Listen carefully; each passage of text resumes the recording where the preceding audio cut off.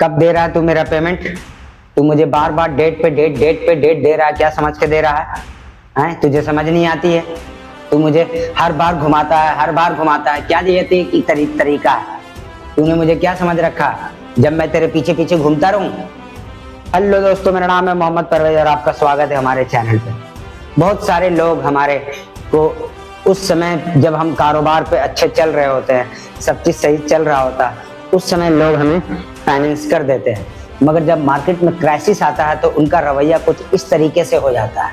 तो आपको घबराने की जरूरत नहीं है, क्योंकि कोई जाने या ना जाने, आपका ईमान जान रहा है कि आप उसमें डिफॉल्टर होने वाले नहीं हैं। आज आपका जेब खाली है, आज आपका ड्राफ्ट फेल हो रहा है, आज आपके चेक बाउंस हो रहे हैं, मगर नीयत आपका साफ है। नीयत है कि आपको देना है तो मतलब देना है। हाँ, कुछ लोग टॉर्चर करते हैं, गाली गलौज पे उतर जाते हैं, धमकी देने लगते हैं, तो उस समय आप उनको नम्रता से बात करें, और नहीं तो उनके मोबाइल फोन कॉल्स लेना बंद कर दें। अगर आप उस समय नहीं दे सकते हैं तो अपना संयम बना के रखें, क्योंकि आप जा नहीं रहे हैं कहीं। आप अपने कॉन्फिडेंट को ना टूटने दें। दुनिया में बहुत लोग हैं जो मजबूर हैं, परेशान हैं, कर्जे में डूबे हुए हैं।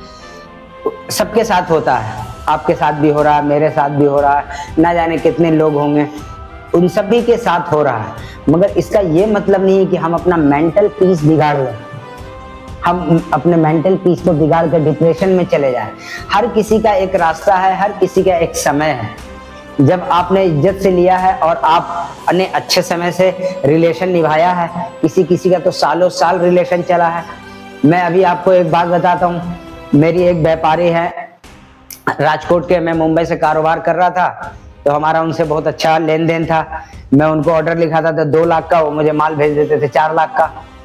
कोविड के बाद सिचुएशन ऐसा खराब हो गया, उन्होंने मुझे बोला, परवेज भाई आप एक काम करो, 1 लाख रुपए का अरेंजमेंट करके भेजो, मैं 3 लाख का माल भेजता हूँ और हम फिर से काम शुरू करेंगे। मैं अफोर्ड नहीं कर सकता था, मगर फिर भी मैंने उनको 1 लाख रुपए कहीं से इधर उधर एडजस्टमेंट करके मैंने उनको भेज दिया। अब भेजने के बाद तो उन्होंने मेरे को तो 2 महीने तो मेरा फोन ही नहीं उठाया। कभी उठा भी लेते थे तो बारिश है भाई, अभी कोरियर जा नहीं रहा, बहुत प्रॉब्लम है, ये है वो है, ऐसे करके 2 महीना मेरा उन्होंने घुमा दिया, 2-3 महीना मुझे ऐसे ही घुमा दिया। फिर मैंने उनको लगातार कॉल करता रहा, फिर वो कॉल उठाना बंद कर दी। फिर मैंने किसी और नंबर से कॉल करा, मैंने उनको पहले बोल दिया था कि फ़ोन काटना नहीं, मेरी पूरी बात सुन लो, आप फ़ोन नहीं काटना। तो उन्होंने बोला, परवेज भाई वो हमारा जो हिसाब किताब था ना, उसमें 1 लाख रुपए आपका माइनस हो गया।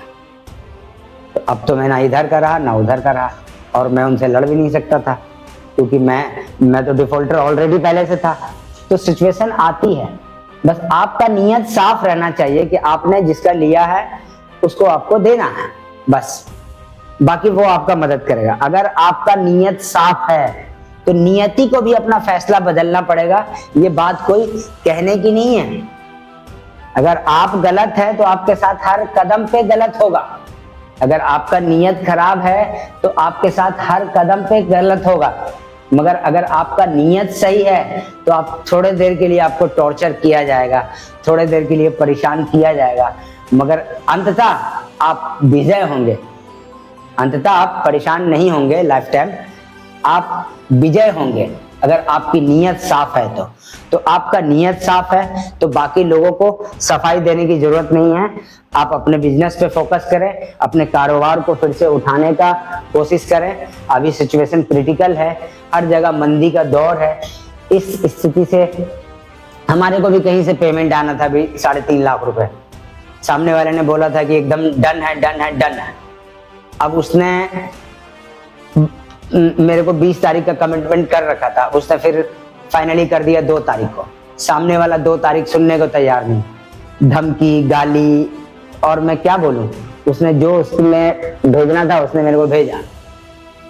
मैं क्या करता, मैंने कुछ दिन के लिए व्हाट्सएप बंद कर दिया, ब्लॉक नहीं किया, मैंने कुछ दिन के लिए व्हाट्सएप ही अपना बंद कर दिया कि मैं जब कैपेबल हो जाऊंगा तो मैं उसको कांटेक्ट करूंगा, और भाई आजा ले जा अपना। और दिल्ली का माहौल आप लोगों को पता ही है कि अभी दिल्ली में सिचुएशन कैसा चल रहा है। अफवाह इतने उड़ जाते हैं, दिल्ली क्या पूरा इंडिया कहीं भी देख लो, अभी अफवाह थोड़ा सा होता है तो बढ़ा चढ़ा करके गैस नहीं मिल रहा, ये नहीं मिल रहा, वो नहीं मिल रहा है। और बवाना जैसे एरिया में तो और लोग दहशत में आ जाते हैं कि लंबी लंबी फैमिली, अगर गैस नहीं मिला तो उनको कैसे सरवाइव करना मुश्किल हो जाएगा, ये हो जाएगा, दिस डाइट, छोटी छोटी चाली है, लंबी लंबी फैमिली है, वो कैसे एडजस्टमेंट करेंगे, वो सारी चीज हो जाता है अफवाह के तौर पर।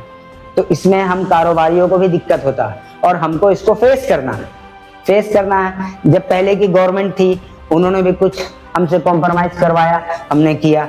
अभी की जो प्रेजेंट गवर्नमेंट है ये भी हमसे जो हेल्प मांगेगी एज ए इंसानियत, हम जनता है, राजा के जनता है, राजा है प्रधानमंत्री, हम उनके जनता है, तो हमें उनकी बात माननी पड़ेगी और हमने माना भी है, और फिर जरूरत पड़ी तो फिर मानेंगे। इसी तरीके से सिस्टम चलेगा, क्योंकि उनको पता है क्या होने वाला। हमें आपको क्या पता, हमें आपको तो अपने घर की पता नहीं है कि हम घर में शाम में आज हमारे घर में क्या बनने वाला। वो जो पूरा देश चला रहे हैं उनको पूरे देश का इकोनॉमी हैंडल करना है, वो किस तरीके से करेंगे उनका काम तो हमें पता ही नहीं, मगर हमें अपना काम पता है कि हमें अपना काम ईमानदारी से करना है। अगर आप सक्षम हैं तो अपने साथ साथ पड़ोसियों का भी ध्यान रखें, उनका भी केयर करें, उनको भी हेल्प करें। अभी सिचुएशन ऐसा है कि हमें मिलजुल कर एक दूसरे का सपोर्ट करना है, एक दूसरे का सहारा बनना है, जितना हो सके उतना। और अभी आप अपने अपने काम का कोई दूसरे काम में भी दिमाग लगाएं कि कहाँ से दूसरा दिमाग लगाऊं कि 4 पैसे वहां से भी आए। अभी अपने आप को, अपने फैमिली को, अपने आस पड़ोस को प्रोटेक्ट करने का यही समय है। मैं यही बात आपसे बोलने आया था और आपने मुझे यहाँ तक सुना, इसके लिए मैं आप सभी का दिल से धन्यवाद करता हूँ। और हमारे चैनल को लाइक करें, शेयर करें, सब्सक्राइब करें। Thank you.